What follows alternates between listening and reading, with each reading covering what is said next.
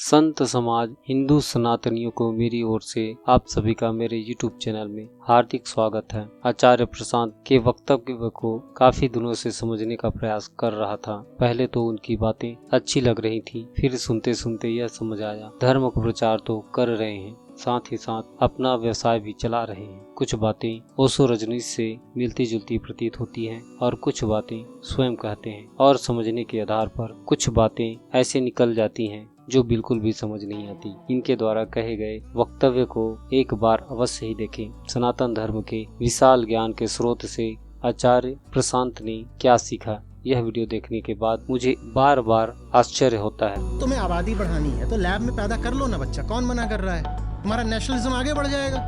National lab है, उसमें जो पैदा हो के आया उसको अपने यहाँ की सिटीजनशिप दे दो, जो भी हो तुम, जापान, यूरोप, जहाँ कहीं भी ये चल रहा है। पर नहीं, बच्चा भी तुमको चाहिए बिल्कुल नेचुरल तरीके, ऑर्गेनिक,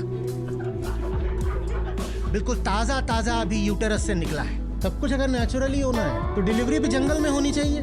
कभी देखा कि बंदरिया एडमिट होने आई है, लेबर पेन शुरू हो गया है, डॉक्टर साहब, वो तो जहाँ होती है वहाँ बैठे बैठे जन्म दे देती है। नेचुरली रखो सब कुछ। नहीं, ऐसे शब्दों का प्रयोग कैसे कर सकते हैं? महिलाओं के प्रति उनकी उदारता स्पष्ट दिखाई पड़ती है, परंतु वह प्रकृति के नियमों को नहीं बदल सकते। हमारा संपूर्ण जीवन समझौते पर आधारित है और सभी को बराबर का हक मिलना चाहिए। जिस तरह स्त्रियों पर अत्याचार करते हैं, ऐसी व्यवस्था निर्मित करने वाले कोई और नहीं, पुरुष वर्ग ही है। उन्हें यह बातें समझनी चाहिए। एक दूसरे के आपसी सहयोग से ही प्रकृति का विस्तार संभव है। ना इसमें कोई उच्च है और न ही कोई निम्न है। यदि पुरुष जाति की उत्पत्ति मशीनों के द्वारा की जाती है तो हम इंसान अपनी इंसानियत खोकर एक मशीन के जैसे व्यवहार करने लगेंगे। क्या यह बातें आचार्य प्रशांत को अनुभव नहीं है? इनके जवाब में एक मुस्लिम धर्म के प्रवक्ता ने स्पष्ट कहा है, जरा सुनिए क्या कहा। जिस फ्लाइट से हम आ रहे थे उसे उड़ाने वाली को पायलट जिसको कहते हैं, वो एक औरत थी, एक लड़की थी। मैंने शेख से सवाल किया, कहीं हम मुसलमान लोग बच्चियों को नीचे करते करते करते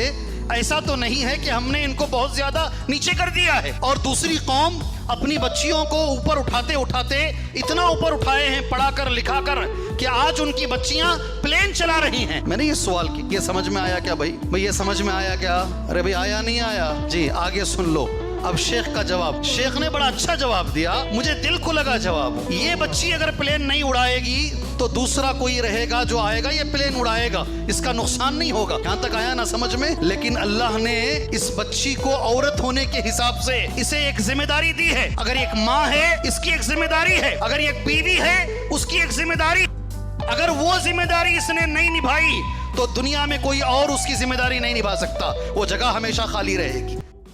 दोनों ही वक्तव्य को सुनने के बाद यह स्पष्ट होता है, समानता का अधिकार सबको मिलना चाहिए, क्योंकि यह बातें स्पष्ट हैं। स्त्री के बिना पुरुष अधूरा है और पुरुष के बिना स्त्रियां अधूरी हैं। यदि स्त्रियां शिक्षित एवं सक्षम हैं, तभी मानव जाति संस्कारवान होंगे, क्योंकि जो ममता एवं प्रेम की सीख एक स्त्री से प्राप्त होती है वह कहीं और नहीं मिल सकती। और जहाँ स्त्रियों का सम्मान होता है वहाँ की जाति एवं धर्म अपनी ऊंचाइयों को प्राप्त करती है।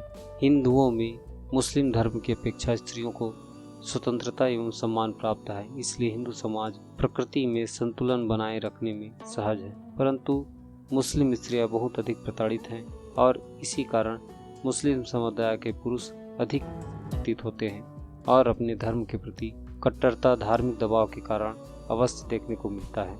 जो भी हो, आप हमें कमेंट करके बताएं और हमारे चैनल को एक लाइक एवं सब्सक्राइब अवश्य ही करें और बेल आइकन को दबाना ना भूलें। ऐसे ही रोचक एवं सामाजिक कुप्रथाओं पर वीडियो बनाते रहते हैं। हमारे द्वारा कहे गए प्रसंग को शुरू से अंत तक सुनने के लिए आप सभी का एक बार फिर से बहुत बहुत धन्यवाद।